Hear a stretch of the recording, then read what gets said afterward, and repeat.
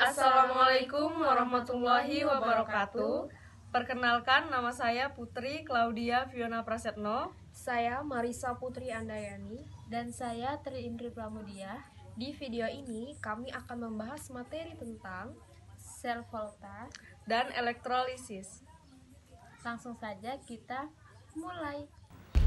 Sel volta. Elektrokimia adalah cabang ilmu kimia yang mempelajari aspek elektronik dari reaksi kimia. Sel elektrokimia adalah suatu sel yang disusun untuk mengubah energi kimia menjadi energi listrik atau sebaliknya. Sel elektrokimia terbagi menjadi dua. Pertama, sel elektrolisis, yaitu sel yang mengubah energi listrik menjadi energi kimia. Arus listrik digunakan untuk melangsungkan reaksi redoks tak spontan. Kedua, sel volta atau galvani, yaitu sel yang mengubah energi kimia menjadi energi listrik. Di sini terdapat susunan sel volta yang dimana terdapat jembatan garam beserta anoda negatif dan katoda positif, yang dimana anoda negatif, kutub negatif sumber arus, mengalami oksidasi dan melepas elektron, dan katoda positif, kutub positif sumber arus, mengalami reduksi dan menerima elektron. Kedua, jembatan garam. Jembatan garam adalah penyempurnaan sel yang mengandung larutan garam dalam bentuk koloid agar yang pertama membuat rangkaian menjadi rangkaian tertutup. Kedua, menyeimbangkan muatan elektrolit dengan memberi ion positif atau negatif. Tiga, cara kerja sel volta. Contoh, anoda M tercelup pada Ma, katoda N tercelup pada NB. Pertama, anoda teroksidasi menjadi semakin tipis karena berubah menjadi ion yang larut dalam elektrolit anoda. M sulfur bereaksi menjadi Mx plus aqueous ditambah Xe. Hal ini menyebabkan anoda kelebihan ion positif. Kedua, elektron yang dilepas bergerak ke katoda melalui kawat pengantar. Ketiga, katoda tereduksi menjadi menebal atau mengendap karena ion logam dari elektrolit katoda Ny plus aqueous ditambah Ye bereaksi menjadi N sulfur. Hal ini menyebabkan katoda kelebihan ion negatif. Keempat, karena terjadi kelebihan ion positif pada anoda dan ion negatif pada, terjadi ketidakseimbangan muatan yang menyebabkan reaksi tidak berkelanjutan.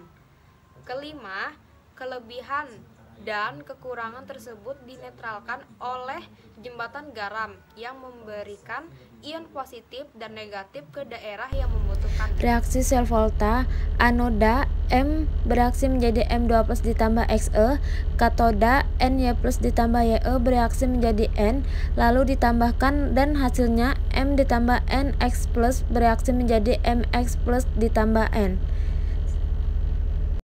Macam-macam elektroda pada sel volta. Pertama, elektroda padat atau logam. Logam padat dijadikan elektroda dan bereaksi. Contoh, elektroda Fe pada larutan FeSO4, elektroda Ni pada larutan H2SO4. Kedua, elektroda tidak padat apabila elektroda merupakan elektroda inert atau PT, AU, dan C, maka zat lainlah yang mengalami reaksi sel sesuai aturan sel elektrolisis. Contohnya, ion Fe3+ bertindak sebagai katoda dan tereduksi menjadi Fe2+. Apabila katoda sesungguhnya adalah PT, diagram sel volta adalah notasi yang menggambarkan terjadinya reaksi pada sel volta. Diagram sel volta dengan elektroda padat, reaksi sel atau elektroda padat. Berikut ini tanda menyatakan reaksi elektroda dan tanda menyatakan reaksi jembatan garam. Contoh, pada suatu sel volta, anoda besi tercelup pada FeSO4, katoda nikel tercelup pada NiSO4. Buatlah reaksi sel dan diagram selnya. Jawabannya, anoda Fe bereaksi menjadi Fe2+ ditambah 2E. Katoda Ni2+ ditambah 2E bereaksi menjadi Ni. Lalu ditambahkan sehingga hasilnya menjadi Fe ditambah Ni2+ bereaksi menjadi Fe2+ ditambah Ni. Sehingga inilah diagram selnya.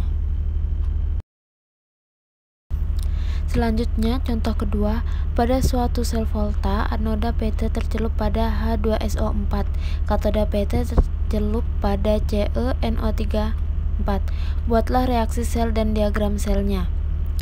Jawab, karena elektroda inert, maka aturan reaksi mengikuti aturan sel elektrolisis, sehingga reaksi sel volta katoda H2 bereaksi menjadi 2H+ ditambah 2E, katoda 2Ce4+ ditambah 2E bereaksi menjadi 2Ce3+. Lalu hasilnya H2 ditambah 2Ce4+ bereaksi menjadi 2H+ ditambah 2Ce3+, sehingga diagram selnya seperti berikut. Makna diagram sel volta. Yang pertama, tanda 1 menyatakan reaksi yang terjadi pada elektroda.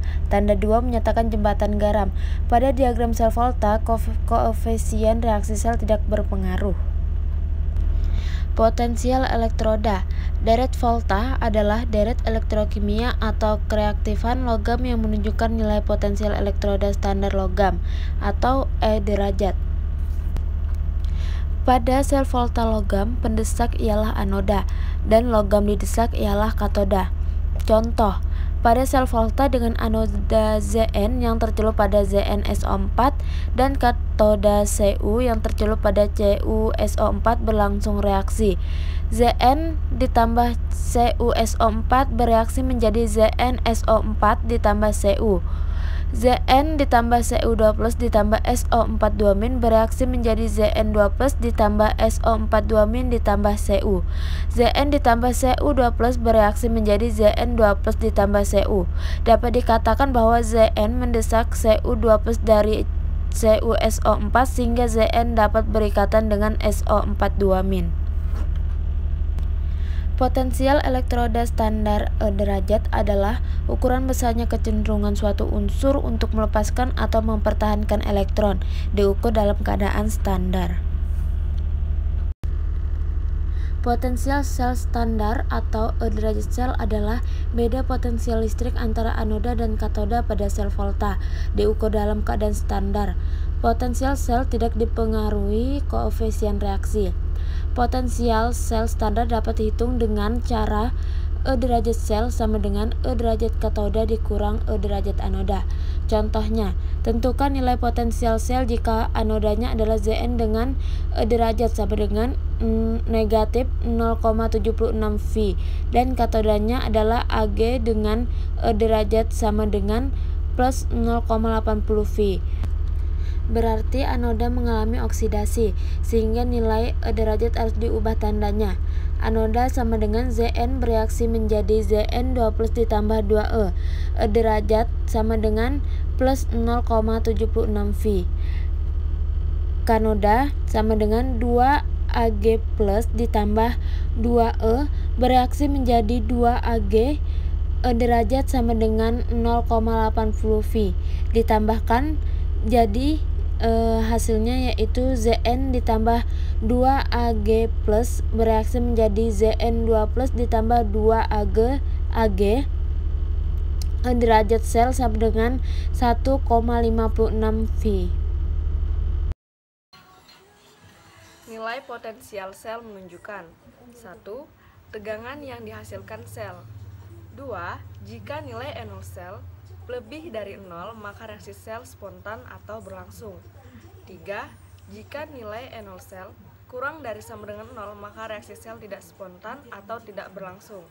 Reaksi sel tidak spontan terjadi karena penempatan anoda dan katoda tidak mengacu pada deret volta, sehingga enol sel bernilai negatif.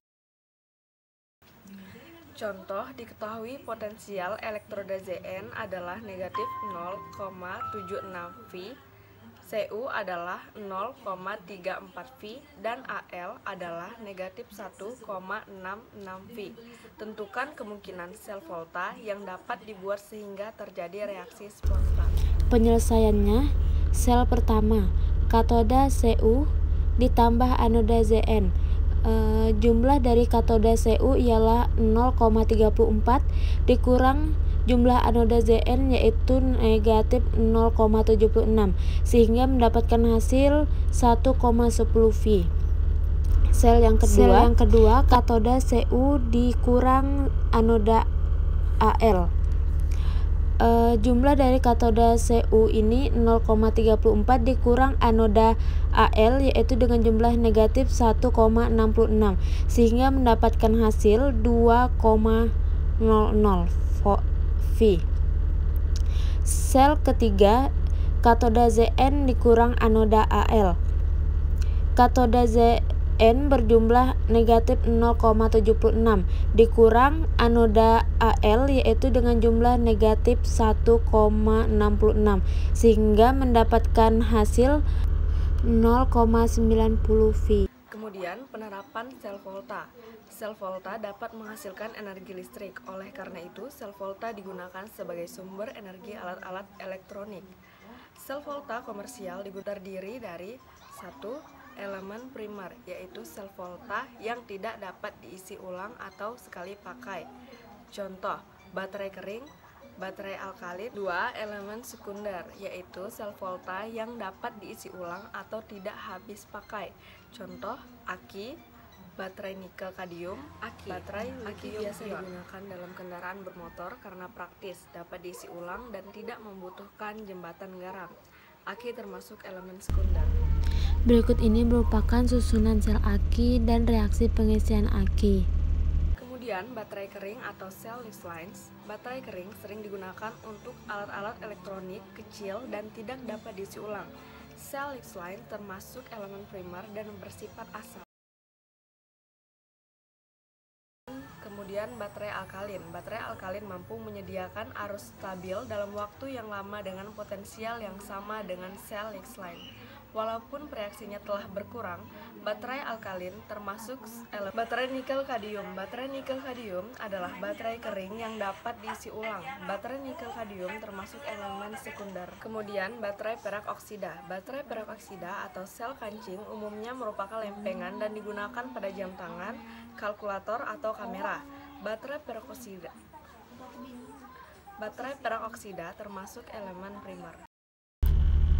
Selanjutnya, baterai merkuri. Susunan baterai merkuri ialah anoda sama dengan Zn, katoda HgO, elektrolit pasta KOH, potensial 1,4 V. Kemudian baterai litium. Baterai litium dan litium ion banyak digunakan karena menghasilkan tegangan yang lebih besar dari baterai sebelumnya. Kedua baterai ini termasuk elemen sekunder. Berikut ini ialah susunan sel baterai litium. Korosi. Korosi atau perkaratan adalah suatu reaksi redoks antara logam dengan faktor lingkungannya. Mekanisme korosi. Yang pertama, logam menjadi anoda yang teroksidasi. Yang kedua, faktor lingkungan menjadi katoda dan tereduksi. Proses reaksi sel elektrokimia pada korosi besi. Berikut ini reaksi pada sel volta korosi pada suasana asam dan pada suasana netral dan basah. Yang kedua, reaksi total. Dapat dilihat reaksi total sebagai berikut. Selanjutnya cara pencegahan korosi. Yang pertama, aliasi atau alloy logam. Aliasi logam adalah usaha pencegahan korosi besi dengan menggunakan aliasi logam berupa baja tahan karat, stainless steel dengan campuran Fe, Ni, dan Cr. Yang kedua, pengecatan atau pelumuran oli. Pengecatan dan pelumuran oli ini mencegah kontak besi dengan udara dan air. Ketiga, penyelupuhan atau electroplating. Penyelupuhan atau proteksi katodik adalah perlindungan logam secara elektrolisis untuk mencegah kontak logam yang dilindungi dari udara dan air. Contohnya ialah chromium plating, zinc plating, atau galvanisasi dan tin plating. Mekanisme proteksi katodik. Yang pertama, logam pelindung melindungi besi dari kontak udara dan air. Yang kedua, logam pelindung memiliki E derajat lebih negatif dari besi. Ketiga, ketika tergores atau rusak, kedua logam membentuk sel elektrokimia. Anoda, logam pelindung Cr atau Zn teroksidasi. Katoda, besi Fe tidak teroksidasi.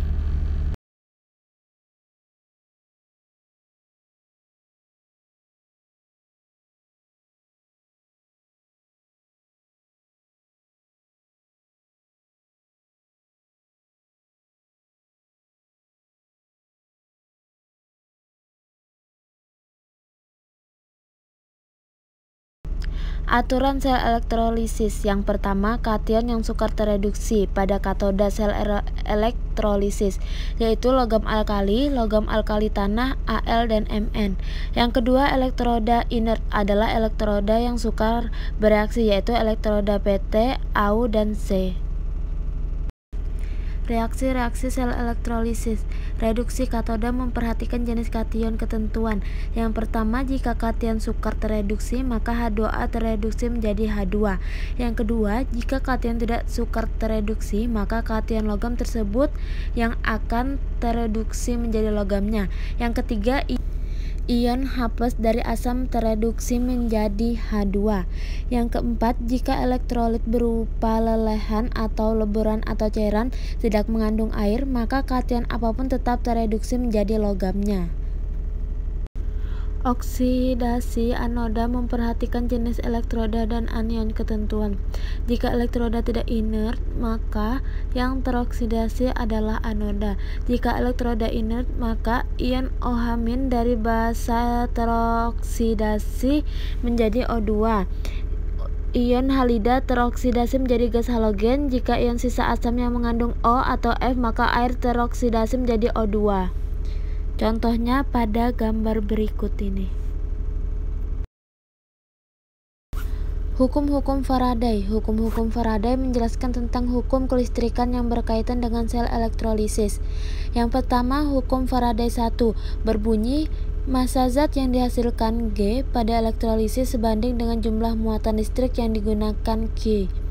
Hukum Faraday 2 berbunyi massa zat yang dihasilkan G pada elektrolisis sebanding dengan massa ekuivalen zat Me tersebut.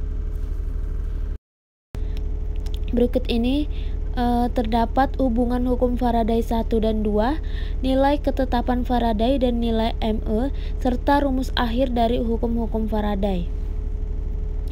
Contoh soal yaitu lelehan Al2O3 dielektrolisis dengan dialiri arus sebesar 100 ampere.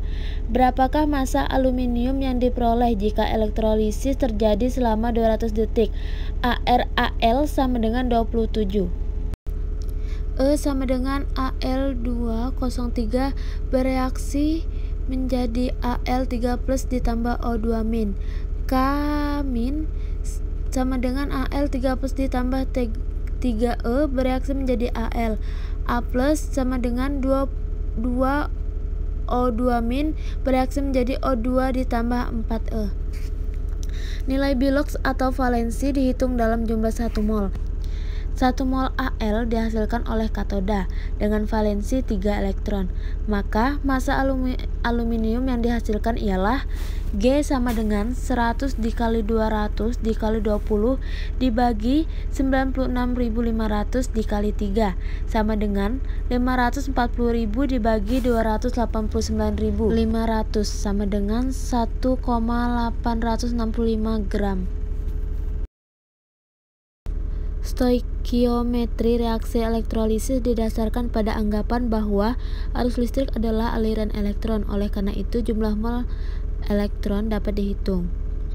Contoh, pada elektrolisis larutan CuSO4, sel dialiri arus sebesar 772 ampere selama 100 detik. Hitunglah massa endapan Cu dan volume O2 yang dihasilkan pada elektrolisis pada keadaan RTP. ArCu sama dengan 63,5. E sama dengan CuSO4 bereaksi menjadi Cu2+ ditambah SO4 2-. K- sama dengan Cu2+ ditambah 2E bereaksi menjadi Cu. A+ sama dengan 2H2O bereaksi menjadi O2 ditambah 4H+ ditambah 4E. Massa tembaga yang dihasilkan ialah G sama dengan 772 dikali 100 dikali 63,5 dibagi 96.500 dikali 2 sama dengan 25,4 gram. Jumlah mol elektron pada anoda Ne sama dengan 772 dikali 100 dibagi 96.500 sama dengan 0,8 mol. Gunakan stoikiometri reaksi. NO2 sama dengan 1/4 dikali 0,8 sama dengan 0,2 mol. FO2 sama dengan 0,2 dikali 24 sama dengan 4,8 L. D. Penerapan sel elektrolisis. Sel elektrolisis dapat digunakan dalam 1. Pembuatan unsur dan senyawa. 2. Pemurnian logam. Logam dapat dimurnikan dengan elektrolisis dengan komponen sel, yaitu yang pertama katoda.